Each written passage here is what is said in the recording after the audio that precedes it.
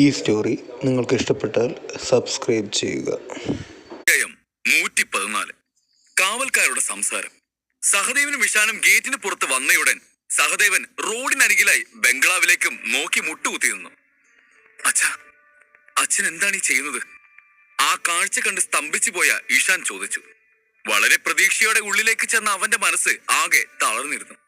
ഈ അസുഖം ബാധിച്ചില്ലായിരുന്നെങ്കിൽ അവന്റെ അച്ഛനായിരുന്നു നോർത്ത് ലൈനിന്റെ അടുത്ത തലവനാകേണ്ടിയിരുന്നത്.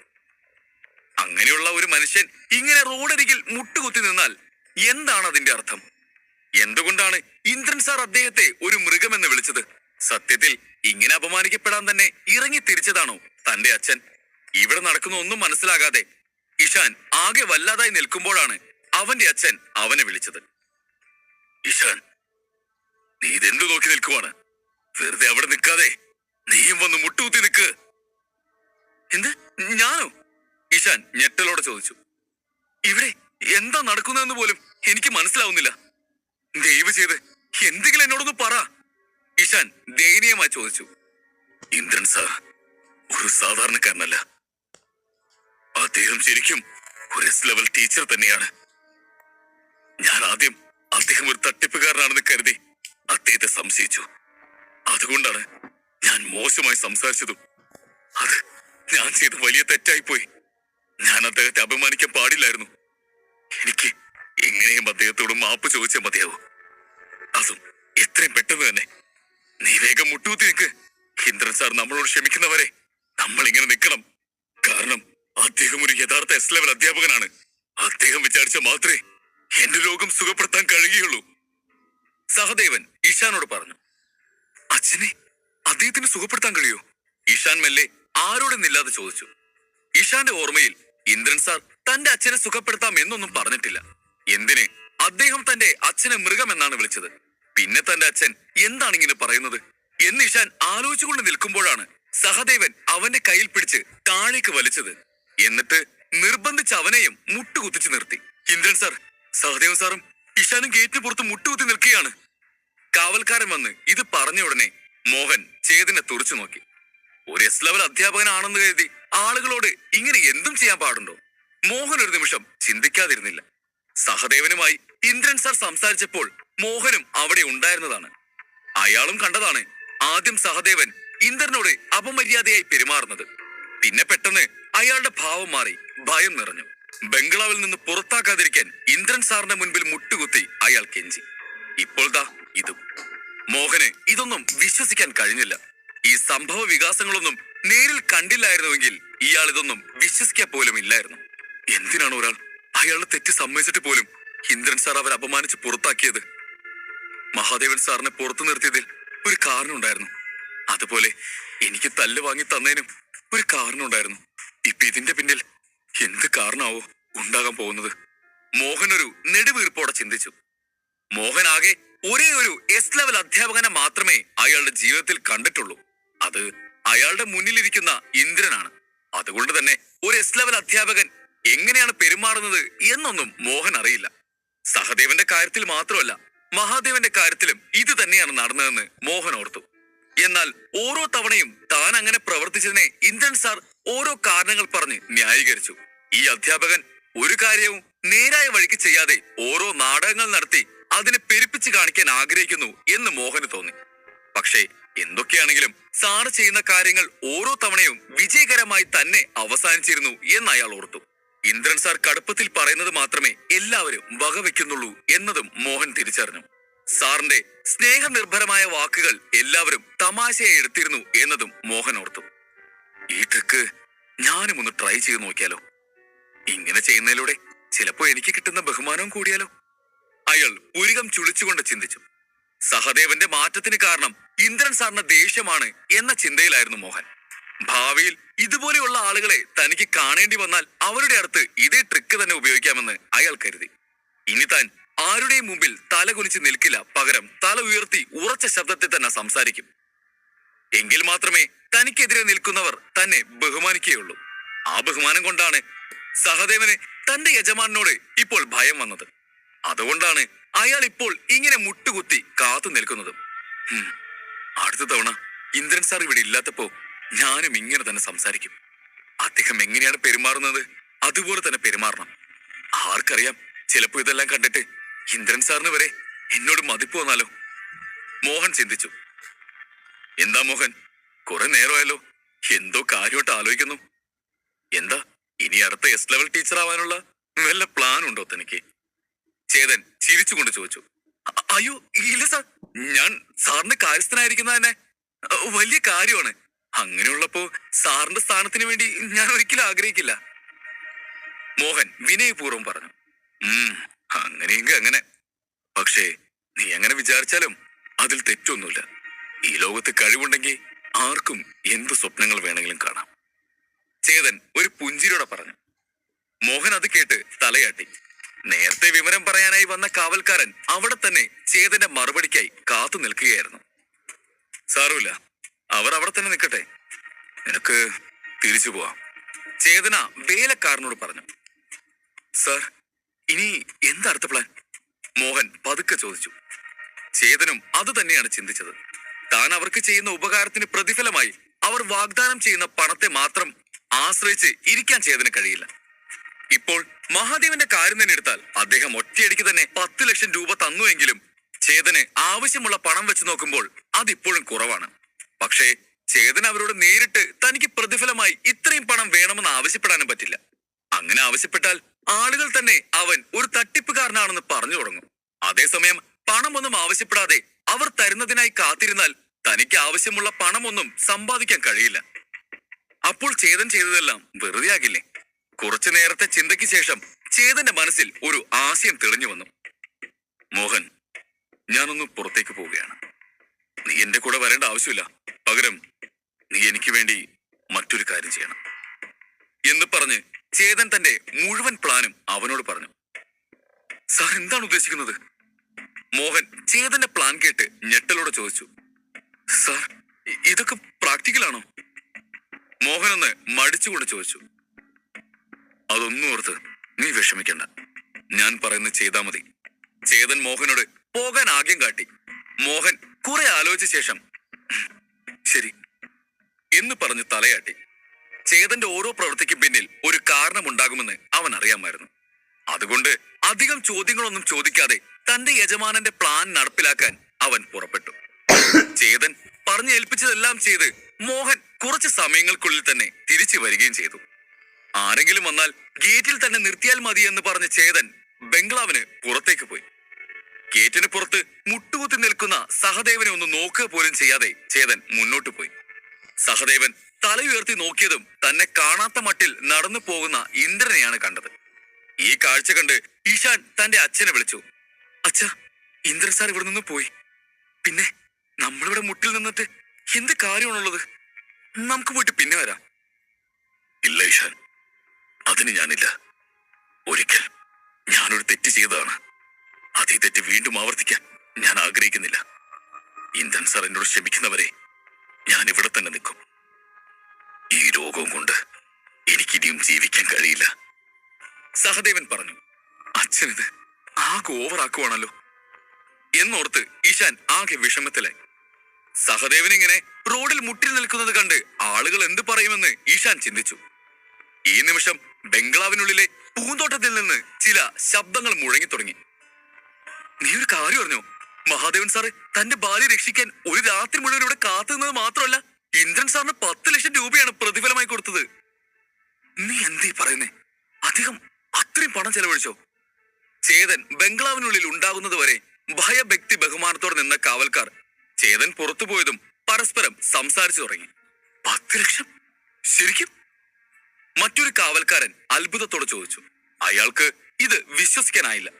സത്യമായിട്ടും ഞാൻ എന്റെ 2 കണ്ണുകൾ കൊണ്ട് കണ്ടതാ. മഹാദേവൻ സാറിന്റെ ഭാര്യയെ രക്ഷിക്കാൻ വേണ്ടിയാണ് ഇന്ദ്രൻ സാറ് ആ പണം ആദ്യം വാങ്ങിയത്. മഹാദേവൻ സാറിന് ആദ്യം ഇത് ഇഷ്ടപ്പെട്ടില്ലെങ്കിലും പിന്നീട് ഇന്ദ്രൻ സാർ അദ്ദേഹത്തിന്റെ ഭാര്യയെ രക്ഷിച്ചു കഴിഞ്ഞതും പൂർണ്ണ മനസ്സോടെ തന്നെ ഇന്ദ്രൻ സാറിന് പണം നൽകി. ആദ്യത്തെ കാവൽക്കാരൻ പറഞ്ഞതും രണ്ടാമത്തെ കാവൽക്കാരൻ മൂക്കത്ത് വിരൽ വെച്ചു. ഓ അതെ അതെ, ആദ്യം ഇന്ദ്രൻ സാർ അദ്ദേഹത്തെ കാണാൻ പറ്റില്ല എന്നാ പറഞ്ഞത്. അപ്പോ അദ്ദേഹം മോഹനെ പണം കൊടുത്ത് വശത്താക്കി. അങ്ങനെ മോഹൻ പറഞ്ഞതിന് ശേഷമാണ് ഇന്ദ്രൻ സാർ വീണ്ടും അദ്ദേഹത്തെ കാണാൻ സമ്മതിച്ചത്. മോഹൻ ഇടപെട്ടില്ലായിരുന്നെങ്കിൽ ഉറപ്പായും മഹാദേവൻ സാറിന് ഈ ജന്മത്തിൽ ഇന്ദ്രൻ സാറിനെ കാണാൻ പറ്റില്ലായിരുന്നു. എന്നൊക്കെ ഇരുവരും ശബ്ദം താഴ്ത്തി പറഞ്ഞുകൊണ്ടിരുന്നു. ആ റോഡിനും പൂന്തോട്ടത്തിനും ഇടയിലായി ചെറിയൊരു ദൂരം മാത്രമേ ഉണ്ടായിരുന്നുള്ളൂ. എന്നാലും ഇഷാന്റെ ഡോൺ ലെവൽ അധികമല്ലാത്തത് കൊണ്ട് അവന് അവരുടെ സംസാരം കേൾക്കാൻ കഴിഞ്ഞില്ല. പക്ഷേ സഹദേവന് ഇപ്പോൾ ശക്തി കുറവാണെങ്കിലും ഒരു കാലത്ത് അദ്ദേഹത്തിന്റെ ഡോൺ സ്റ്റേജ് 6 ആയിരുന്നു. അതുകൊണ്ട് തന്നെ അവരുടെ സംസാരം അദ്ദേഹത്തിന് വ്യക്തമായി കേൾക്കാൻ കഴിഞ്ഞു. ഇഷാൻ, നീ എനിക്കൊരു സഹായം ചെയ്യും. നീ ഉടനെ തന്നെ വീട്ടിലേക്ക് പോയി ഞാൻ സ്വരൂപിച്ചു വെച്ചിരിക്കുന്ന പണം എടുത്തുകൊണ്ടുവാ. സഹദേവൻ എന്തോ തീരുമാനിച്ചുറപ്പിച്ച പോലെ ഇഷാനോട് പറഞ്ഞു. സഹദേവൻ ഒരു വലിയ കുടുംബത്തിന്റെ ഭാഗമാണെങ്കിലും അയാൾ ഒരു ബിസിനസ്സുകാരനൊന്നുമല്ല. അതുകൊണ്ട് തന്നെ കൈക്കൂലി കൊടുത്ത് ആളുകളെ വശത്താക്കാൻ ഒന്നും അറിയുകയില്ല. എന്തിന് ഇങ്ങോട്ട് വരാൻ നേരം പോലും ഇന്ദ്രൻ സാറിന് പണം കൊടുക്കേണ്ടി വരുമെന്ന് അയാൾ ചിന്തിച്ചിട്ടില്ലായിരുന്നു. എന്നാൽ ആ 2 കാവൽക്കാരുടെ വാക്കുകൾ കേട്ടപ്പോൾ ഇത്തരമൊരു കാര്യം എങ്ങനെ കൈകാര്യം ചെയ്യണമെന്ന് അയാൾക്ക് മനസ്സിലായി. ഇപ്പോൾ വീണ്ടും കാവൽക്കാരന്റെ ശബ്ദം ബംഗ്ലാവിന്റെ ഗേറ്റിൽ മുഴങ്ങി. നീ പറഞ്ഞ ശരിയാ. പക്ഷേ എസ് ലെവൽ ടീച്ചേഴ്സ് ആരും കൈക്കൂലി വാങ്ങാറില്ല. പക്ഷേ അവരുടെ കാര്യസ്ഥന്മാർ വാങ്ങും അല്ലേ? കാരണം ബംഗ്ലാവിന്റെ വാടക, ഭക്ഷണം, ജോലിക്കാർ എന്തെങ്കിലും ഒരുപാട് പണം ചെലവ് വരും. അതുകൊണ്ട് ഒരു എസ് ലെവൽ അധ്യാപകന്റെ ഉപദേശം കിട്ടിക്കഴിഞ്ഞാ അവർക്ക് പണം കൊടുക്കണമെന്നാണ്. എന്നാ കുറച്ചു മുമ്പ് വന്ന സഹദേവ സാർ വെറും കൈയോടെയാണ് അവിടേക്ക് കയറി ചെന്നത്. അതുകൊണ്ടാണ് മോഹൻ അദ്ദേഹത്തെ സഹായിക്കാതിരുന്നതെന്ന് തോന്നുന്നു. പണമില്ലെങ്കിൽ പിന്നെ എന്ത് സഹായമെന്ന് മോഹൻ ഓർത്തു കാണും എന്നൊക്കെ കാവൽക്കാർ തമ്മിൽ സംസാരിക്കുന്നത് സഹദേവൻ കേട്ടു. എന്നാൽ ഇഷാന് ഇതൊന്നും കേൾക്കാൻ കഴിയാത്തത് കൊണ്ട് തന്റെ അച്ഛൻ എന്താ ഉദ്ദേശിക്കുന്നതെന്ന് അവന് മനസ്സിലായില്ല. എന്നാലും അവൻ തന്റെ അച്ഛന്റെ ആജ്ഞ കേട്ട് അവിടെ നിന്നും എഴുന്നേറ്റു. കൈക്കൂലി വാങ്ങിയതിന് ഇന്ദ്രൻ സാർ മോഹനെ ശാസിച്ചതായി ഞാൻ കേട്ടു. മഹാദേവൻ സാറും ഇന്ദ്രൻ സാറിന് ആദ്യം സംശയിക്കുകയും ദേഷ്യപ്പെടുകയും ചെയ്തു എന്നാണ് ഞാൻ കേട്ടത്. ആദ്യത്തെ കാവൽക്കാരൻ പറഞ്ഞു. എന്നാലും ഇങ്ങനെ പോകെ പോകെ പണത്തിന് വേണ്ടി ഇന്ദ്രൻ സാറിനെ സംശയിക്കുന്നവരെ മാത്രം മോഹൻ അകത്തേക്ക് കടത്തിവിട്ടാൽ എന്ത് ചെയ്യും? അത് നമ്മുടെ സാറിന്റെ പേരിനെ ബാധിക്കില്ലേ? അതുകൊണ്ട് ഇനി ഇങ്ങനെ ചെയ്യരുതെന്ന് ഇന്ദ്രൻ സാർ മോഹനോട് കർശനമായി തന്നെ പറഞ്ഞിട്ടുണ്ട്. അല്ലെങ്കിലും അദ്ദേഹത്തിന് ഈ തുകയൊക്കെ നിസ്സാരമാണല്ലോ. അത് ശരിയാണ്, നമുക്കൊക്കെ 1 ലക്ഷം തന്നെ വലിയ തുകയാണ്. പക്ഷെ ഇന്ദ്രൻ സാറിനെയൊക്കെ സംബന്ധിച്ചിടത്തോളം അതൊക്കെ നിസ്സാരമായിരിക്കും. കാവൽക്കാർ സംസാരിക്കുന്നത് സഹദേവൻ കൃത്യമായി തന്നെ കേട്ടു. ആദ്യം അവർ പറഞ്ഞതൊന്നും അയാൾ വിശ്വസിച്ചില്ലെങ്കിലും ഇപ്പോൾ അതെല്ലാം സത്യമാണെന്ന് അയാൾക്ക് മനസ്സിലായി. ഇന്ദ്രൻ സാർ ചോദിക്കാതെ തന്നെ അദ്ദേഹത്തിന് കണ്ടറിഞ്ഞ് പണം കൊടുക്കണം. സഹദേവൻ കാര്യം മനസ്സിലായതുപോലെ പറഞ്ഞു. അധ്യായം 115. ജിജേഷിന്റെ സഹായം. ഇഷാൻ എഴുന്നേറ്റ് അച്ഛൻ പറഞ്ഞതനുസരിച്ച് വീട്ടിലേക്ക് പോകാൻ ഒരുങ്ങി. ഇഷാൻ, 1 മിനിറ്റ് ഒന്ന് നിൽക്ക്. അവൻ പോകുന്നതിന് മുമ്പ് അച്ഛൻ അവനെ വീണ്ടും തടഞ്ഞു. നീ വരുമ്പോ പണത്തിന്റെ കൂടെ ഞാൻ വാങ്ങിയ വിലയേറിയ ടാബ്ലറ്റ്സ് എല്ലാം കൊണ്ടുവരണം. സഹദേവൻ എന്തോ മനസ്സിൽ ഉറപ്പിച്ച പോലെ പറഞ്ഞു. അച്ഛാ, എന്തായി പറയുന്നത്? ഇഷാൻ ആശ്ചര്യത്തോടെ ചോദിച്ചു. അച്ഛനിത് എന്ത് സംഭവിച്ചു? അദ്ദേഹം എന്തിനാണ് ഇങ്ങനെയുള്ള വിഡ്ഢിത്തരങ്ങളൊക്കെ പറയുന്നത് എന്ന് ഇഷാൻ ചിന്തിച്ചു. നേരത്തെ പണം എടുത്തുകൊണ്ടുവരാൻ പറഞ്ഞു, ഇപ്പോതാ അതിന്റെ കൂടെ മരുന്നുകൾ കൊണ്ടുവരാൻ പറഞ്ഞിരിക്കുന്നു. പണം കൊടുക്കുന്നതിൽ കുഴപ്പമില്ല, പക്ഷെ ആ മരുന്നുകൾ എന്തിനാണ്? ഇഷാൻ ചോദിച്ചുകൊണ്ടിരിക്കെ ഗേറ്റിന്റെ മറുവശത്ത് ആദ്യത്തെ കാവൽക്കാർ വീണ്ടും സംസാരിച്ചു. നീ പറയുന്നതെല്ലാം ശരിയാണ്. ഞാൻ മോഹനോട് ഇതിനെക്കുറിച്ച് ചോദിച്ചു. മഹാദേവൻ സാർ ആദ്യം 1 ലക്ഷം രൂപ മാത്രമേ നൽകിയിരുന്നുള്ളൂ അത്രേ. അത് കണ്ടിട്ട് ഇന്ദ്രൻ സാർ ഒന്ന് തിരിഞ്ഞു പോലും നോക്കിയില്ലെന്നാ കേട്ടത്. പിന്നെ മഹാദേവൻ സാറിന്റെ ഭാര്യ ജീവന് വേണ്ടി പോരാടുന്ന കണ്ട് സഹതാപം തോന്നിയിട്ടാണത്രേ അദ്ദേഹം അവരെ സുഖപ്പെടുത്തിയത്. അല്ലെങ്കിൽ ഈ 1 ലക്ഷം രൂപയ്ക്കൊക്കെ ഇന്ദ്രൻ സാറിന് വിലപ്പെട്ട സമയം കളയോ? കാവൽക്കാരന്റെ വാക്കുകൾ കേട്ട് സഹദേവൻ ഒന്ന് നടുങ്ങി. അയാൾ ഉടൻ തന്നെ തന്റെ മകന്റെ അടുത്ത ഉത്തരവിട്ടു. ഇഷാൻ, നീ എന്റെ വാള് കൊടുത്തുകൊണ്ടുവാ. പിന്നെ നമ്മുടെ ബിസിനസ് സ്ഥാപനങ്ങളൊക്കെ വാങ്ങിക്കാൻ ഒരാൾ താല്പര്യമുണ്ടെന്ന് പറഞ്ഞില്ലേ, അയാൾക്കത് വിറ്റിട്ട് അതിന്റെ പണവും വാങ്ങിക്കൊണ്ടുവാ. സഹദേവൻ പറഞ്ഞു. അച്ഛാ. ഇഷാൻ ഞെട്ടലോടെ കണ്ണുകൾ മിഴിച്ചു. നോർത്ത് ലൈനിന്റെ തലവനാവാനുള്ള അധികാര പോരാട്ടത്തിൽ അവന്റെ അച്ഛന്റെ ഏറ്റവും വലിയ ആയുധമാണിവയൊക്കെ. അവയെല്ലാം വിറ്റാ പിന്നെ ഭാവിയിൽ എന്ത് ചെയ്യും? അച്ഛനെന്താ ഭ്രാന്ത് പിടിച്ചോ? ഇഷാൻ ആകെ പരിഭ്രാന്തിയിലായി. വേഗം പോയി അതൊക്കെ കൊണ്ടുവാ, സഹദേവൻ അവനെ നിർബന്ധിച്ചു. ഇഷാൻ അച്ഛനെ നോക്കി. അവന്റെ അച്ഛന്റെ മുഖം തികച്ചും ഗൗരവമുള്ളതായിരുന്നു. അത് കണ്ടതും അത് നിഷേധിക്കാനുള്ള ധൈര്യം അവനുണ്ടായില്ല. അങ്ങനെ ഇഷാൻ ഒന്നും മിണ്ടാതെ അവിടെ നിന്നും വീട് ലക്ഷ്യമാക്കി നടക്കാൻ തുടങ്ങി. രണ്ടാമത്തെ കാവൽക്കാരൻ ആദ്യത്തെ കാവൽക്കാരനോട് പറഞ്ഞു. സഹദേവൻ സാറിന് ഹൈ ലെവലിലുള്ള ടെക്നിക്കൊക്കെ നന്നായി കൈകാര്യം ചെയ്യാൻ കഴിയും. അദ്ദേഹം ഒരു നല്ല കഴിവുള്ള വ്യക്തി തന്നെ. എന്ന് കരുതി അദ്ദേഹം ഒരു എസ് ലെവൽ അധ്യാപകനെ സംശയിക്കുന്നത് ശരിയാണോ? അത് മാത്രമോ, അദ്ദേഹം ഒരു ചില്ലി കാശ് പോലും ഇന്ദ്രൻ സാറിന് വേണ്ടി സമ്മാനമായി കൊണ്ടുവന്നില്ല. പിന്നെ ഇന്ദ്രൻ സാർ അയാളെ തിരിഞ്ഞു നോക്കുമെന്ന് തോന്നുന്നുണ്ടോ? ഇത്ര പോലും വിവരമില്ലാത്ത അദ്ദേഹം എങ്ങനെയാണ് നോർത്ത് ലൈനിന്റെ തലവനാകുന്നത്? ഇത്തവണ കാവൽക്കാരുടെ ശബ്ദം നല്ല ഉച്ചത്തിൽ തന്നെയായിരുന്നു. ഇഷാൻ നടക്കാൻ തുടങ്ങിയപ്പോൾ സഹദേവൻ വീണ്ടും അവനെ തടഞ്ഞു നിർത്തി. ഇഷാൻ, നിന്റെ കയ്യിലുള്ള പണവും അതുപോലെ തന്നെ നിന്റെ അമ്മ സ്വരുക്കൂട്ടി വെച്ചിരിക്കുന്ന പണവും കൂടി എടുത്തോ, അദ്ദേഹം അവനോട് പറഞ്ഞു. എന്ത്? തന്റെ അച്ഛൻ ഇത്തവണ പറഞ്ഞത് കേട്ടതും ഇഷാൻ ഇപ്പോൾ കരയുമെന്ന മട്ടിലായി. അവന് തന്റെ അച്ഛൻ എന്തുകൊണ്ടാണ് ഇങ്ങനെ പെരുമാറുന്നതെന്ന് മനസ്സിലായില്ല. അദ്ദേഹത്തിന്റെ തലയ്ക്ക് വല്ലതും കാര്യമായി പറ്റിയോ എന്നുവരെ അവൻ ചിന്തിക്കാതിരുന്നില്ല. സത്യത്തിൽ ബംഗ്ലാവിന്റെ ഗേറ്റിന് മുമ്പിൽ നിന്ന് ആ 2 കാവൽക്കാരും പറഞ്ഞതെല്ലാം മോഹൻ വഴി ചേതൻ നടത്തിയ നാടകങ്ങളാണ്. ഈ വഴി വർക്കൗട്ടായാൽ ചേതന് പിന്നീട് ആരോടും പണം ആവശ്യപ്പെടേണ്ടി വരില്ല. അവരായി തന്നെ ചേതനെ കാണാൻ പണവും കൊണ്ടുവരും. അതുമല്ല, ഇങ്ങനെയാകുമ്പോൾ ചേതനായി അവരോട് പണം ആവശ്യപ്പെട്ടു എന്ന് ആർക്കും പറയാനും കഴിയില്ല. കാരണം ഇതെല്ലാം അവന്റെ കാവൽക്കാർ പറഞ്ഞ കാര്യങ്ങളാണ്, അല്ലാതെ അവൻ പറഞ്ഞതല്ല. ചേതന് അതുമായി യാതൊരു ബന്ധവും ഉണ്ടാവില്ല. അങ്ങനെ എസ് ലെവൽ അധ്യാപകൻ ഒരു പണത്തിനോട് ആർത്തിയുള്ള മനുഷ്യനാണ് എന്ന് ആരും പറയുകയുമില്ല. ഇന്ദ്രൻ സാറിന്റേത് ഒരു മാസ്റ്റർ മൈൻഡാണ്, അല്ലെങ്കിൽ ഇങ്ങനെയൊക്കെ ചിന്തിക്കാൻ ആർക്ക് കഴിയും എന്ന് മോഹൻ ചിന്തിച്ചു. നേരത്തെ ചേതൻ അവനോട് ഈ പ്ലാനിനെ കുറിച്ച് പറഞ്ഞപ്പോൾ മുതൽ തന്നെ മോഹൻ ആകെ അത്ഭുതത്തിലായിരുന്നു. ഒരു എസ് ലെവൽ അധ്യാപകന്റെ ഉപദേശങ്ങൾക്കായി ആളുകൾ പണം കൊടുക്കാറുണ്ട്. എന്നാൽ ഒരാൾ എത്ര വെച്ച് തരുമെന്ന് ആർക്കും പറയാൻ പറ്റില്ല. ചിലപ്പോൾ കൂടുതലായിരിക്കാം, ചിലപ്പോൾ വളരെ കുറവും. പക്ഷേ ഇപ്പോൾ ഈ 2 കാവൽക്കാരും സംസാരിക്കുന്നത് കേട്ട് കഴിഞ്ഞാൽ പിന്നെ അത് കേൾക്കുന്നവരെല്ലാം വലിയ തുകകൾ മാത്രമേ ചേതന് പ്രതിഫലമായി നൽകൂ. ചേതൻ തന്റെ എസ് ലെവൽ അധ്യാപകൻ എന്ന പേരിന് കളങ്കം വരുത്താതെ തന്നെ പണം സമ്പാദിക്കാനായി കണ്ടെത്തിയ മാർഗമായിരുന്നത്. ഈ കൈ നനയാതെ മീൻ പിടിക്കുക എന്നൊക്കെ പറയില്ലേ, അതുപോലെ. ആദ്യമൊക്കെ എസ് ലെവൽ ടീച്ചേഴ്സ് ഓരോന്ന് ചെയ്യുന്നത് പണത്തിന് വേണ്ടിയല്ലെന്നായിരുന്നു മോഹൻ കരുതിയിരുന്നത്. പക്ഷെ ഇപ്പോൾ ഇതെല്ലാം തന്റെ കണ്ണുകൊണ്ട് നേരിൽ കാണുമ്പോൾ അയാൾക്ക് ഒരു കാര്യം മനസ്സിലായി. എന്തൊക്കെ പറഞ്ഞാലും അവസാനം അവരും മനുഷ്യരാണ്, അവർക്കും പണം ആവശ്യമാണ്. അതേസമയം ബംഗ്ലാവിൽ നിന്ന് പുറത്തിറങ്ങിയ ചേതൻ ആളൊഴിഞ്ഞ ഒരു പാതയിലേക്ക് കടന്നു.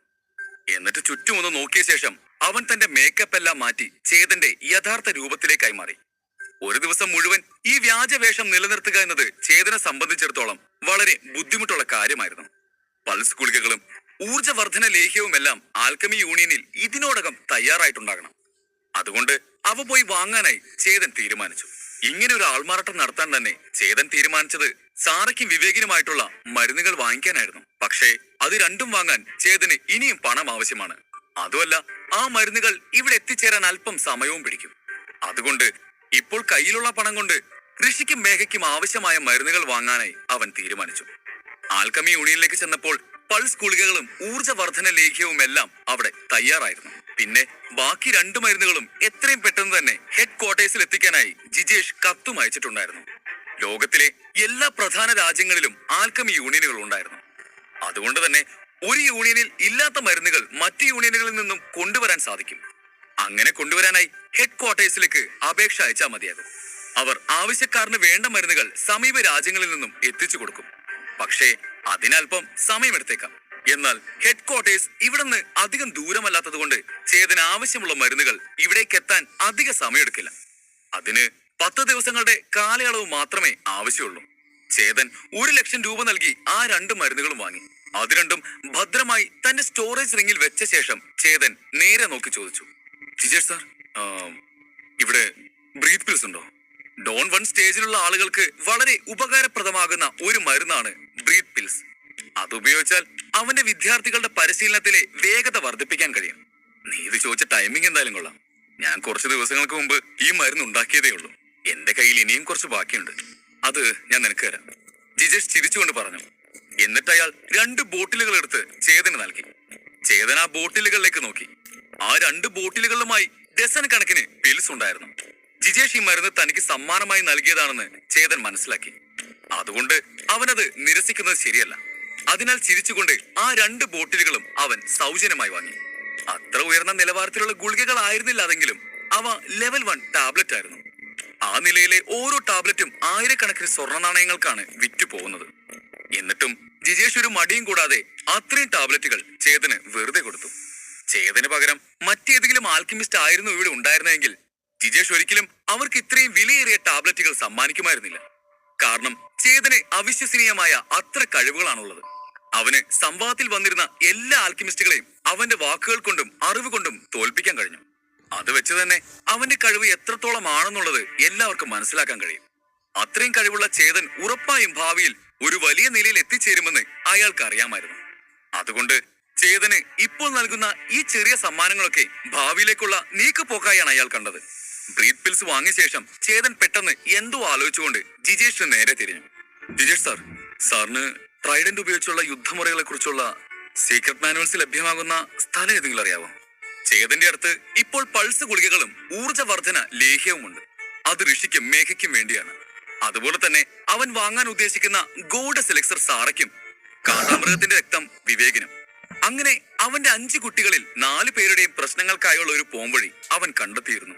ഈ മരുന്നുകൾ കഴിച്ചു കഴിഞ്ഞാൽ അവർ 4 പേരുടെയും ശക്തികൾ വർദ്ധിക്കുകയും ചെയ്യും. പിന്നെ ബാക്കി അവശേഷിക്കുന്നത് ആനന്ദ് മാത്രമാണ്. അവനെ കുറിച്ച് ചിന്തിക്കുമ്പോൾ ഇതല്ലാതെ മറ്റൊരു വഴിയും ചേതന്റെ മുന്നിൽ തെളിഞ്ഞില്ല. ട്രൈഡന്റ് ഉപയോഗിക്കുന്നതിൽ വിദഗ്ധനായിരുന്നു ആനന്ദ്. എന്നാൽ അവനേക്കാൾ ശക്തനായ ഒരുവനെയാണ് പന്തയത്തിൽ ശ്യാം ആനന്ദിന്റെ എതിരാളിയായി തെരഞ്ഞെടുത്തിരിക്കുന്നത്. ആ വിദ്യാർത്ഥി ആനന്ദിനേക്കാൾ കഴിവ് കൊണ്ട് മികച്ചവനാണ്. അതുകൊണ്ട് ചേതന് ഇതിനൊരു ശരിയായ പോംവഴി കണ്ടെത്താനായില്ലെങ്കിൽ ആനന്ദ് പന്തയത്തിൽ തോൽക്കുകയും അവന്റെ സ്റ്റുഡൻസിന്റെ കൂട്ടത്തിൽ ഒറ്റപ്പെട്ടു പോവുകയും ചെയ്യുമെന്ന് അവനറിയാം. അധ്യാപകരുടെ ശേഖരത്തിലുള്ള എല്ലാ പുസ്തകങ്ങളും ചേതൻ നോക്കിയിരുന്നു. എന്നാൽ അവയിൽ നിന്നും മറ്റ് ടെക്നിക്കുകളെ കുറിച്ചുള്ള പുസ്തകങ്ങൾ മാത്രമേ ചേതന് കണ്ടെത്താൻ കഴിഞ്ഞുള്ളൂ. ട്രൈഡന്റ് പോലുള്ള ആയുധങ്ങൾ ഉപയോഗിക്കുന്ന വിദ്യകളെ കുറിച്ചുള്ള പുസ്തകങ്ങളൊന്നും അവിടെ ലഭ്യമായിരുന്നില്ല. ഇതുകൊണ്ട് തന്നെയാണ് ആരവ് സാറും സിബി സാറും ഒക്കെ മാജിക് സ്കൂളിൽ പ്രശസ്തരായിരുന്നതിന്റെ കാരണവും. ട്രൈഡന്റ് ഉപയോഗിക്കുന്ന ഭൂരിഭാഗം വിദ്യാർത്ഥികളും ആരവിന്റെ കീഴിലാണ് പോയി ചേരാറുള്ളത്. എന്നാൽ ആരവ് തന്റെ വിദ്യാർത്ഥിയായ അതുലിനെ ശ്യാം സാറിന് കൊടുക്കാൻ തയ്യാറായി.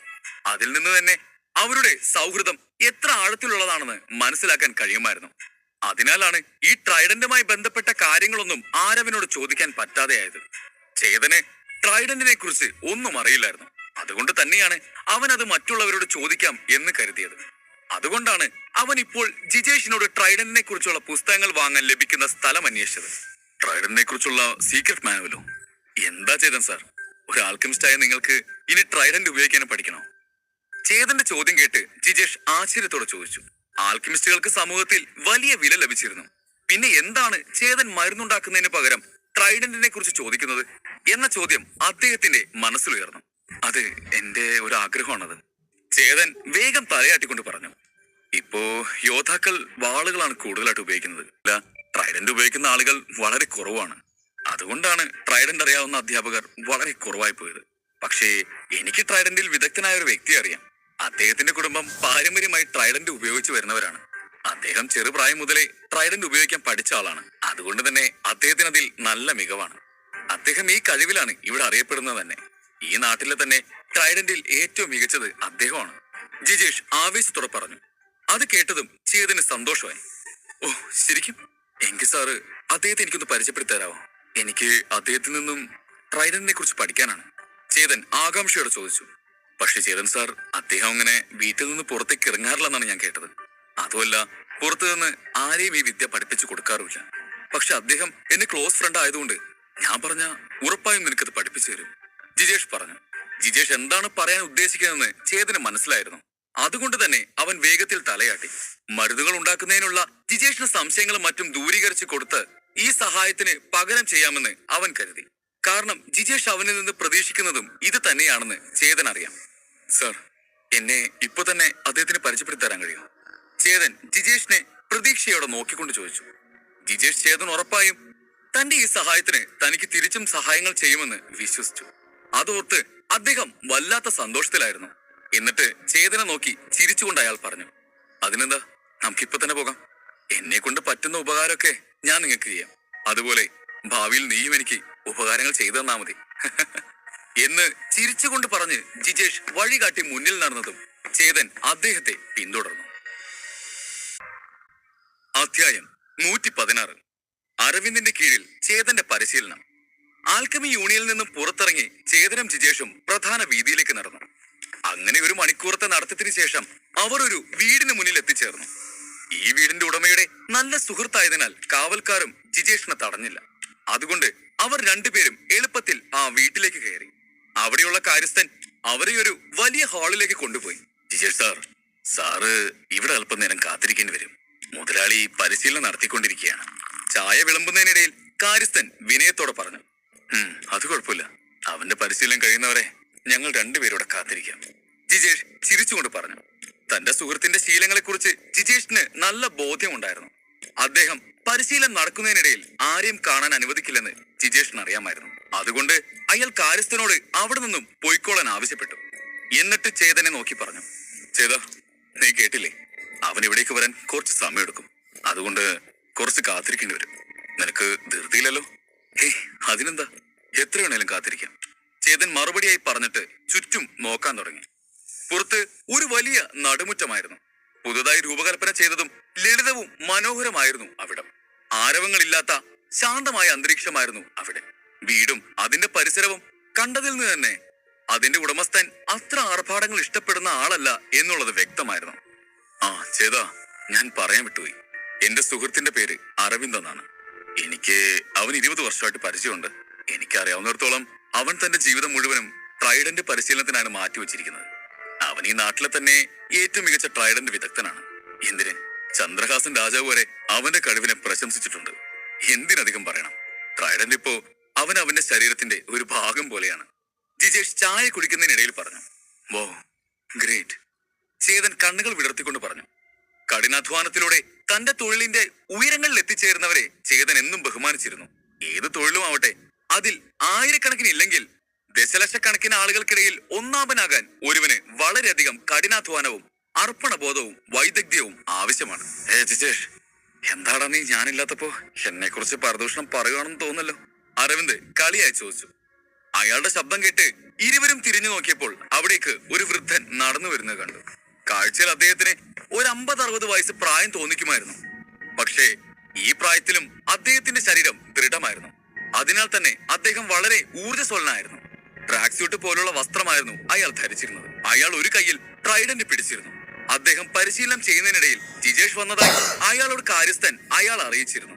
അതുകൊണ്ടാണ് അയാൾ പരിശീലനം കഴിഞ്ഞതും നേരെ ഇവിടേക്ക് വന്നത്. ഞാനല്ലാതെ വേറെ ആരും നിന്നെ കുറിച്ച് പരദൂഷണം പറയാനാണ്? ജിജേഷ് അയാളെ കണ്ടതും എഴുന്നേറ്റ് ചിരിച്ചുകൊണ്ട് പറഞ്ഞു. ജിജേഷിന്റെ വാക്കുകൾ കേട്ടതോടെ ഇരുവരും അടുത്ത സുഹൃത്തുക്കളാണെന്ന് ചേതൻ മനസ്സിലാക്കി. അവർ തമ്മിലുള്ള സൗഹൃദം അവരുടെ സംസാരത്തിൽ തന്നെ തെളിഞ്ഞു കാണാമായിരുന്നു. ശരി, അതൊക്കെ ഇരിക്കട്ടെ. നിനക്ക് ഇങ്ങോട്ടുള്ള വഴിയൊക്കെ ഓർമ്മയുണ്ടോ? സാറിന് എപ്പോഴും തിരക്കാണെന്നാണല്ലോ കേട്ടുകേൾവി. അരവിന്ദ് ജിജേഷിന്റെ അടുത്തേക്ക് ചെന്നുകൊണ്ട് പറഞ്ഞു. അപ്പോഴാണ് അദ്ദേഹം അവിടെ ഇരിക്കുന്ന ചേതനെ കണ്ടത്. തനിക്ക് അപരിചിതമായ ഒരു മുഖം കണ്ടതും അയാൾ ചോദിച്ചു, ഇതാരാ, നിന്റെ ജൂനിയർ ആണോ? അത് കേട്ടതും ജിജേഷ് കുടിച്ചുകൊണ്ടിരുന്ന ചായ നെറുകയിൽ കയറി ചുമക്കാൻ തുടങ്ങി. അല്ല, അദ്ദേഹം ചുമക്കുന്നതിനിടയിൽ പറഞ്ഞു. അവൻ എന്റെ ജൂനിയർ ആണെന്ന് എനിക്കും ആഗ്രഹമുണ്ട്. പക്ഷെ അത് നടക്കാൻ യാതൊരു സാധ്യതയില്ല. കാരണം ഇവൻ നല്ല കഴിവും അറിവുമുള്ള ആളാണ്. അതുകൊണ്ട് അവൻ എന്റെ ജൂനിയർ എന്നൊന്നും പറയില്ലേ എന്ന് പറഞ്ഞ് ചേതനത് കേട്ട് ദേഷ്യം വന്നോ എന്നറിയാൻ ജിജേഷ് അവനെ നോക്കി. എന്നാൽ ചേതൻ ഇതൊന്നും കാര്യമാക്കാതെ ഇരിക്കുന്നത് കണ്ടതും അദ്ദേഹം ഒന്ന് നെടുവീർപ്പിട്ടു. എന്നിട്ട് തന്റെ സുഹൃത്ത് അടുത്തത് എന്തെങ്കിലും ഊഹിക്കുന്നതിന് മുമ്പ് തന്നെ ജിജേഷ് ചേതനെ പരിചയപ്പെടുത്താൻ തുടങ്ങി. ഇത് ഞങ്ങളുടെ ആൽക്കെമി യൂണിയനിലെ പുതിയ 1 സ്റ്റാർ ലെവൽ ആൽക്കെമിസ്റ്റ് ആണ് ചേതൻ. ജിജേഷ് അഭിമാനത്തോടെ പറഞ്ഞു. എന്ത്, 1 സ്റ്റാർ ലെവൽ ആൽക്കെമിസ്റ്റോ? അരവിന്ദ് ഞെട്ടലോടെ ചോദിച്ചു. അദ്ദേഹം ജിജേഷിന്റെ സുഹൃത്തായതുകൊണ്ട് ആൽക്കെമിസ്റ്റ് ആകാനുള്ള ടെസ്റ്റുകൾ എത്ര കഠിനമാണെന്ന് അദ്ദേഹത്തിന് അറിയാമായിരുന്നു. ചേതൻ ചെറുപ്പമായിരുന്നതുകൊണ്ട് അവൻ ജിജേഷിന്റെ ജൂനിയർ ആയിരിക്കും എന്നായിരുന്നു അരവിന്ദ് കരുതിയിരുന്നത്. എന്നാൽ ചേതൻ ഒരു ഒഫീഷ്യൽ ആൽക്കെമിസ്റ്റ് ആയിരിക്കുമെന്ന് അദ്ദേഹം സ്വപ്നത്തിൽ പോലും കരുതിയില്ല. നീ ഇതെന്തായി പറയുന്നത്? സത്യമാണോ ഇതെല്ലാം? അരവിന്ദ് വിശ്വാസം വരാതെ ചോദിച്ചു. എന്തിന്? അദ്ദേഹത്തിന്റെ കാര്യസ്ഥം വരെ ഇത് കേട്ട് ആശ്ചര്യപ്പെട്ടു നിന്നു. ഇത്ര കേട്ടപ്പോ തന്നെ ഇങ്ങനെ ഷോക്കായാലെങ്ങനെയാ? അപ്പോ ചേതൻ സംഭവത്തിലൂടെയാണ് ആൽക്കെമിസ്റ്റ് ആയെന്ന് ഞാൻ പറഞ്ഞാലോ? ചേതൻ ആർക്കൊന്നും പറയാൻ പോലും പറ്റാത്ത അവസ്ഥയിലാക്കിയാണ് 10 ആൽക്കെമിസ്റ്റുകളെ തോപ്പിച്ചത്. എല്ലാ മരുന്നുകളും തയ്യാറാക്കുന്ന എങ്ങനെയാണെന്ന് അറിവുള്ള ഒരു ആൽക്കെമിസ്റ്റും ഈ നാട്ടിലില്ല. എന്നാൽ ചേതൻ അതിൽ മിടുക്കനാണെന്ന് ഞാൻ എന്റെ കണ്ണുകൊണ്ട് തന്നെ കണ്ടതാണ്. ജിജേഷ് പറഞ്ഞു. എന്ത് സംവാദോ? അരവിന്ദ് വീണ്ടും ഞെട്ടലോടെ ചോദിച്ചു. അരവിന്ദ് ഒരു ആൽക്കെമിസ്റ്റ് അല്ലെങ്കിൽ പോലും അദ്ദേഹം ഈ സംവാദത്തെക്കുറിച്ച് ജിജേഷിൽ നിന്നും കേട്ടിട്ടുണ്ട്. അത്രയും കഠിനമായ ഒരു ചർച്ച നടത്തി ഈ 20 വയസ്സ് പ്രായം തോന്നിക്കുന്ന പയ്യൻ ഒരു ആൽക്കെമിസ്റ്റ് ആയി തീർന്നു എന്ന് പറഞ്ഞത് അദ്ദേഹത്തിന് വിശ്വസിക്കാൻ കഴിഞ്ഞില്ല. ചേതൻ ഉടനെ തന്നെ അത് നിരസിച്ച് വിനയത്തോടെ പറഞ്ഞു. ഹേയ്, അങ്ങനൊന്നുമില്ല. ജിജേഷ് സാറ് വെറുതെ എന്നെ പൊക്കി പറയുന്നതാണ്. സത്യത്തിൽ എനിക്ക് കുറച്ച് മരുന്നുകളുടെ ഫോർമുലയെ കുറിച്ച് അറിയാം. എന്നല്ലാതെ മരുന്ന് തയ്യാറാക്കുന്ന കാര്യത്തിൽ ഞാനിപ്പോഴും അദ്ദേഹത്തിന്റെ ജൂനിയർ തന്നെയാണ്. ചേതൻ തന്റെ മനസ്സിലുള്ള സത്യമായിരുന്നു അവിടെ പറഞ്ഞത്. മാന്ത്രിക ലൈബ്രറി ഉള്ളത് കൊണ്ട് മാത്രമാണ് അവൻ ആ സംവാദത്തിൽ ജയിക്കാൻ കഴിഞ്ഞത്. ചേതൻ സത്യത്തിൽ ഒരു മരുന്നുണ്ടാക്കാൻ പോയാൽ അവന് ഏറ്റവും അടിസ്ഥാനമായ ഗുളികകൾ പോലും നിർമ്മിക്കാൻ കഴിയില്ല എന്നതാണ് വാസ്തവം. പിന്നെ കുറെ നേരം മൂവരും ഇതുപോലെ സംസാരം തുടർന്നു. എങ്ങനെയും തന്നെ വശത്താക്കാൻ വേണ്ടിയാണ് ജിജേഷ് തന്റെ സുഹൃത്തിന്റെ അടുത്ത് തന്നെ കുറിച്ച് പൊക്കി പറയുന്നത് എന്ന് ചേതൻ മനസ്സിലാക്കിയിരുന്നു. അങ്ങനെ ജിജേഷിന്റെ സംസാരം എല്ലാം കേട്ട് അരവിന്ദിന്റെ ഉള്ളിൽ ചേതനോട് ഒരു മതിപ്പ് ഉളവാകുകയും അവനെ ട്രൈഡന്റ് പഠിപ്പിക്കാൻ അദ്ദേഹം സമ്മതിക്കുകയും ചെയ്യുമെന്ന് ചേതനം വിശ്വസിച്ചു. കുറച്ചുനേരം ഇങ്ങനെ സംസാരിച്ചിട്ട് അവസാനം ജിജേഷ് ഒരു പുഞ്ചിരിയോടെ പറഞ്ഞു, ശരിക്കും ഞാൻ നിന്നോട് ഒരു സഹായം ചോദിക്കാൻ വന്നതാണ്. സഹായോ? എന്താ അത്? നീ കാര്യം തെളിച്ചോറ, അരവിന്ദ് ചോദിച്ചു. അത് വേറൊന്നുമല്ല, ചേതന് ട്രൈഡന്റിനെ കുറിച്ച് പഠിക്കാനായി താല്പര്യമുണ്ട്. അതുകൊണ്ട് നിനക്ക് സമയമുണ്ടെങ്കിൽ അവനെ കുറിച്ച് ഉപദേശങ്ങൾ നൽകാൻ കഴിയും. അവൻ ഇതിനെക്കുറിച്ച് എന്നോട് ചോദിച്ചപ്പോ ആദ്യം തന്നെ നിന്റെ പേരാണ് എന്റെ മനസ്സിലേക്ക് വന്നത്. അതുകൊണ്ടാണ് ചേതന് ഞാൻ ഇവിടേക്ക് കൂട്ടിക്കൊണ്ടുവന്നത്, ജിജേഷ് പറഞ്ഞു. അദ്ദേഹത്തിന്റെ വാക്കുകൾ കേട്ട് അരവിന്ദിന് വളരെ സന്തോഷമാവുകയാണ് ചെയ്തത്. ചേതനപ്പോ ട്രൈഡന്റിൽ താല്പര്യമുണ്ടോ? അതെന്തായാലും കൊള്ളാം, അരവിന്ദ് തലയാട്ടിക്കൊണ്ട് പറഞ്ഞു. അരവിന്ദ് ട്രൈഡന്റിന്റെ കാര്യത്തിൽ ഒരു ഭ്രാന്തനെ പോലെയായിരുന്നു. അദ്ദേഹത്തിന് ട്രൈഡന്റിൽ പ്രാവീണ്യമുള്ള ആളുകളുടെ കൂടെ പരിശീലനം ചെയ്യുന്നതിനോടാണ് താല്പര്യം. ഇത്രയും ചെറുപ്രായത്തിൽ തന്നെ ആൽക്കിമിസ്റ്റ് ആവാൻ കഴിഞ്ഞ ചേതന് ട്രൈഡന്റിലും പ്രാവീണ്യം ഉണ്ടാകുമെന്ന് അദ്ദേഹം ഊഹിച്ചു. അതുകൊണ്ട് തന്നെ അത്രയും കഴിവുള്ള ഒരാളെ തനിക്ക് പഠിപ്പിക്കാൻ പറ്റിയാൽ അതൊരു സന്തോഷകരമായ കാര്യമാണെന്ന് അയാൾ കരുതി.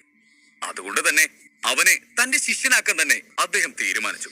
അരവിന്ദ് തന്നോട് ട്രൈഡന്റ് ഉപയോഗിച്ച് എന്തെങ്കിലും ചെയ്ത് കാണിക്കാൻ പറയുന്നതിന് മുമ്പ് തന്നെ ചേതൻ അങ്ങോട്ട് കയറി പറഞ്ഞു, പിന്നെ ഒരു കാര്യം കൂടി ഉണ്ട്, ഞാനിതുവരെയും ട്രൈഡന്റ് ഉപയോഗിച്ചിട്ടില്ല. ചേതൻ തന്റെ ശ്രദ്ധയും കഠിനാധ്വാനവും തന്റെ ശക്തികൾ വർദ്ധിപ്പിക്കുന്നതിലാണ് ചെലവഴിച്ചിരുന്നത്. അതുകൊണ്ടാണ് അവൻ ഈ ചെറുപ്രായത്തിൽ തന്നെ ഡോൺ 6 ലെവലിൽ എത്തിച്ചേർന്നത്. എന്ത്, ട്രൈഡന്റ് ഉപയോഗിക്കാൻ അറിയില്ലേ? അരവിന്ദ് ഒരു ഞെട്ടലോടെ ചോദിച്ചു. ട്രൈഡന്റ് ഇന്നേ വരെ പഠിച്ചിട്ടില്ലാത്ത അവനോട് പിന്നെ താൻ അതിനെക്കുറിച്ച് എന്തു പറഞ്ഞു കൊടുക്കുമെന്നോർത്ത് അരവിന്ദ് ആകെ ആശയക്കുഴപ്പത്തിലായി. ജിജേഷും അരവിന്ദിന്റെ കാര്യസ്ഥനും വരെ അത് കേട്ട് ഒന്ന് ആശ്ചര്യപ്പെട്ടു. കാരണം ട്രൈഡന്റിന്റെ സീക്രട്ട് മാനുവലിനെ കുറിച്ച് തന്നോട് ചേതൻ ചോദിച്ചപ്പോൾ അവന് ട്രൈഡന്റിന്റെ അടിസ്ഥാന കാര്യങ്ങളെങ്കിലും അറിയാമായിരിക്കുമെന്നാണ് ജിജേഷ് കരുതിയത്. അതുകൊണ്ടാണ് ചേതന് അരവിന്ദിന്റെ ചില ഉപദേശങ്ങൾ മാത്രം മതിയാകുമെന്ന് കരുതി അദ്ദേഹത്തോട് അങ്ങനെ പറഞ്ഞതും. അരവിന്ദിന്റെ കീഴിലാവുമ്പോൾ എളുപ്പത്തിൽ തന്നെ അവന് പഠിക്കേണ്ടതെല്ലാം പഠിച്ചുകൊള്ളും എന്ന് ജിജേഷ് കരുതി. അതുകൊണ്ട് ചേതൻ ഇപ്പോൾ താൻ ട്രൈഡന്റ് ഉപയോഗിക്കാൻ പഠിച്ചിട്ടില്ല എന്ന് പറഞ്ഞതും അദ്ദേഹം ഞെട്ടിപ്പോയി. ഇനി എന്ത് ചെയ്യും? ഈ സാഹചര്യത്തെ താൻ എങ്ങനെ കൈകാര്യം ചെയ്യും? ഒന്നും മനസ്സിലാകാതെ ജിജേഷ് ആകെ കുഴഞ്ഞു. ചേതൻ ഇന്നേ വരെ ട്രൈഡന്റിനെ കുറിച്ച് ഒന്നും പഠിച്ചിട്ടില്ല എന്ന് ജിജേഷ് നേരത്തെ അറിഞ്ഞിരുന്നുവെങ്കിൽ അരവിന്ദിനെ കുറിച്ച് ഒന്നും പറയാതെ അവൻ നേരെ അദ്ദേഹത്തെ ഏതെങ്കിലും സാധാരണ ട്രൈഡന്റ് അധ്യാപകന്റെ അടുത്ത് കൊണ്ടാക്കുമായിരുന്നു. ഇങ്ങനെ ഒരു കാര്യത്തിന് വേണ്ടി തന്റെ സുഹൃത്തിനെ ബുദ്ധിമുട്ടിക്കില്ലായിരുന്നു. ജിജേഷും അരവിന്ദും തന്നെ നോക്കുന്നത് ഇപ്പോഴാണ് ചേതൻ ശ്രദ്ധിക്കുന്നത്. അതുകൊണ്ട് തന്റെ യഥാർത്ഥ ഉദ്ദേശം എന്താണെന്ന് വ്യക്തമാക്കുന്നതാണ് നല്ലതെന്ന് കരുതി അവൻ സംസാരിക്കാൻ തുടങ്ങി. എനിക്ക് നിങ്ങളോട് മറ്റൊരു സത്യം പറയാനുണ്ട്. എന്റെ വിദ്യാർത്ഥി ഒരു ട്രൈഡന്റ് ഫൈറ്ററാണ്. അവന് ട്രൈഡന്റില് തന്റെ അറിവ് വർദ്ധിപ്പിക്കാൻ ആഗ്രഹമുണ്ട്. അതുകൊണ്ട് ഞാൻ ട്രൈഡന്റിനെ കുറിച്ച് പഠിച്ചതിന് ശേഷം അത് അവനെ പഠിപ്പിക്കാം എന്ന് കരുതിയാണ് ഇവിടേക്ക് വന്നത്. ഇത് കേട്ട് അരവിന്ദ് ഞെട്ടി. അദ്ദേഹം വല്ലാത്ത ആശ്ചര്യത്തിലായിരുന്നു. അദ്ദേഹത്തിന് ചേതൻ പറയുന്നതൊന്നും ഉൾക്കൊള്ളാൻ സാധിക്കുന്നില്ലായിരുന്നു. നിങ്ങളുടെ വിദ്യാർത്ഥി പഠിപ്പിക്കാൻ വേണ്ടി നിങ്ങൾക്ക് ട്രൈഡന്റ് പഠിക്കണമെന്നോ? അരവിന്ദ് ആശയക്കുഴപ്പത്തോട് ചോദിച്ചു. ഇതെന്താ, ചേതൻ തമാശ പറയുന്നതാണോ? ഒരാൾക്ക് ഡ്രാഗർ ഉപയോഗിക്കാൻ പഠിക്കാൻ 1 മാസവും ബോ ആൻഡ് ആരോ ഉപയോഗിക്കാൻ 1 വർഷവും, അതുപോലെ ട്രൈഡന്റ് ഉപയോഗിക്കാൻ പഠിക്കുവാനായി ചിലപ്പോൾ ജീവിതകാലം മുഴുവനും വേണമെങ്കിൽ എടുത്തുന്നിരിക്കാം. കുട്ടിക്കാലം തുടങ്ങി തന്റെ ജീവിതകാലം മുഴുവൻ ട്രൈഡന്റ് ഉപയോഗിക്കാൻ പഠിച്ചിട്ട് പോലും അതിലൊരു വിദഗ്ധനാവാൻ കഴിയാതെ പോയ ഒരുപാട് പേരുണ്ട്. അങ്ങനെയുള്ളപ്പോഴാണ് ചേതൻ ട്രൈഡന്റിനെ കുറിച്ചുള്ള ബേസിക്സ് പോലും അറിയാതെ താനത് പഠിച്ച് അത് തന്റെ സ്റ്റുഡന്റിനും പഠിപ്പിച്ചു കൊടുക്കുമെന്ന് പറയുന്നത്. ഇതൊക്കെ കുറച്ച് ഓവർ സ്മാർട്ട്നെസ് അല്ലേ? അതോ ഇനി ട്രൈഡന്റ് ഫൈറ്റർ ആവുന്നത് എത്ര ബുദ്ധിമുട്ടുള്ളതാണെന്ന് ഇവൻ അറിയില്ല എന്നുണ്ടോ? ഇത് പഠിക്കുന്നത് അത്ര എളുപ്പമാണെന്നാണോ അവൻ കരുതി വെച്ചിരിക്കുന്നത്? അദ്ദേഹം ചിന്തിച്ചു. അരവിന്ദിന്റെ മുഖം ദേഷ്യം കൊണ്ട് ചുവന്നു. അദ്ദേഹത്തിന്റെ ഉള്ളിൽ ചേതനെ കുറിച്ചുണ്ടായ മതിപ്പെല്ലാം ഇപ്പോൾ ഇല്ലാതായിരുന്നു. അദ്ദേഹം വളരെ നാളുകളായി ട്രൈഡന്റ് പഠിക്കുന്ന ഒരാളാണ്. എന്തിന് അദ്ദേഹം തന്റെ ജീവിതം തന്നെ ട്രൈഡന്റിന് വേണ്ടി മാറ്റി വെച്ചിരിക്കുകയാണ് എന്ന് പറയുന്നതാവും ശരി. അങ്ങനെയുള്ളപ്പോൾ താൻ അഭ്യസിക്കുന്ന കലയെ ആരും വില കുറച്ച് കാണുന്നത് അദ്ദേഹത്തിന് ഇഷ്ടമല്ല. അപ്പോഴാണ് അദ്ദേഹത്തിന് മുമ്പിലിരിക്കുന്ന വ്യക്തി ട്രൈഡന്റിനെ കുറിച്ച് ഒരു അക്ഷരം പോലും അറിയാതെ തന്നെ താനത് പഠിച്ച് തന്റെ വിദ്യാർത്ഥിയെയും അത് പഠിപ്പിക്കുമെന്ന് പറയുന്നത്. ഇത് ശരിക്കും ട്രൈഡന്റിനെ അപമാനിക്കുന്ന പോലെയാണെന്നാണ് അയാൾക്ക് തോന്നിയത്. ചേതന്റെ ആൽക്കമിസ്റ്റ് എന്ന പദവിയാലും അതുപോലെ തന്റെ സുഹൃത്താണ് അവൻ ഇവിടേക്ക് കൊണ്ടുവന്നതെന്ന കാരണത്താലുമാണ് അയാൾ അവനെ പിടിച്ചു പുറത്താക്കാതിരുന്നത്. തന്റെ ഉള്ളിലെ ദേഷ്യം അടക്കിക്കൊണ്ട് അരവിന്ദ് പറഞ്ഞു, ട്രൈഡന്റിനെ കുറിച്ച് പഠിക്കുന്നത് അത്ര എളുപ്പമുള്ള കാര്യമല്ല. ശരിക്കും പറഞ്ഞ ചുരുങ്ങിയ സമയം കൊണ്ട് ട്രൈഡന്റിനെ കുറിച്ച് പഠിക്കുക എന്നത് നടക്കാത്ത കാര്യമാണ്. അതുമല്ല, അങ്ങനെ അപൂർണമായ അറിവ് കൊണ്ട് മറ്റുള്ളവരെ പഠിപ്പിക്കാൻ പോയാ അവരെ നിങ്ങൾ മിസ്ഗൈഡ് ചെയ്യാനും ചാൻസ് ഉണ്ട്. തന്റെ സ്വരം കടുപ്പത്തിലേക്ക് ആക്കിക്കൊണ്ട് അദ്ദേഹം ചേതനെ പറഞ്ഞ് വിശ്വസിപ്പിക്കാൻ ശ്രമിച്ചു. അരവിന്ദിന്റെ മുഖത്ത് ദേഷ്യം കണ്ടപ്പോൾ അവനിൽ നിന്ന് ട്രൈഡന്റിനെ കുറിച്ച് പഠിക്കാൻ കഴിയില്ലെന്ന് ചേതന് മനസ്സിലായി. അങ്ങനെ അവൻ മറ്റൊരു വഴി ആലോചിക്കാൻ തുടങ്ങി. ചേതൻ സന്ദേഹത്തോടെ ചോദിച്ചു, ട്രൈഡന്റ് പഠിക്കാൻ ബുദ്ധിമുട്ടാണെന്ന് സാറ് പറയുന്ന സ്ഥിതിക്ക് സാറിന്റെ അടുത്ത് ട്രൈഡന്റിനെ കുറിച്ചുള്ള പുസ്തകങ്ങളുണ്ടോ? ഉണ്ടെങ്കിൽ അതൊന്നും എനിക്ക് വായിക്കാൻ തരുമോ? നിങ്ങൾക്ക് എന്റെ കയ്യിലുള്ള പുസ്തകങ്ങൾ വായിക്കാൻ വേണോ? അരവിന്ദ് പുരികം ഉയർത്തിക്കൊണ്ട് ചോദിച്ചു. സ്പിയർ ഡ്രൈവിംഗ് ഒരു യുദ്ധമുറയായിരുന്നു. അങ്ങനെയൊരു യുദ്ധമുറ അഭ്യസിക്കുമ്പോൾ അതിന്റെ ഓരോ നീക്കങ്ങളും വിലയിരുത്തി അതിലെ തെറ്റുകൾ തിരുത്താൻ ഒരു ട്രൈഡന്റ് എക്സ്പേർട്ടിന്റെ മേൽനോട്ടം ആവശ്യമുണ്ട്. വെറും പുസ്തകങ്ങൾ വായിച്ച് മാത്രം ഒരാൾക്ക് ട്രൈഡന്റ് പഠിക്കാൻ കഴിയുമെങ്കിൽ പിന്നെ മറ്റുള്ളവർ എന്തിനാണ് ഇങ്ങനെ കഠിനാധ്വാനം ചെയ്യുന്നത്? എല്ലാവർക്കും എളുപ്പത്തിൽ ട്രൈഡന്റ് ഫൈറ്റർ ആകാൻ കഴിയില്ലേ? ഒന്നും അറിയാത്തതുപോലെ സംസാരിക്കുന്ന ചേതനെ അരവിന്ദ് ഇപ്പോൾ ഒരു വിഡ്ഢിയെ പോലെ നോക്കി. അധ്യായം 117. Magic trident technique. അരവിന്ദിന് ചേതൻ എന്താണ് ഉദ്ദേശിക്കുന്നത് എന്ന് ഇപ്പോഴും മനസ്സിലായില്ലെങ്കിലും ചേതൻ തന്റെ നേരത്തെ തീരുമാനം ഉപേക്ഷിച്ചു എന്ന് കണ്ട് അദ്ദേഹം ഒന്ന് നെടുവീർപ്പിട്ടു.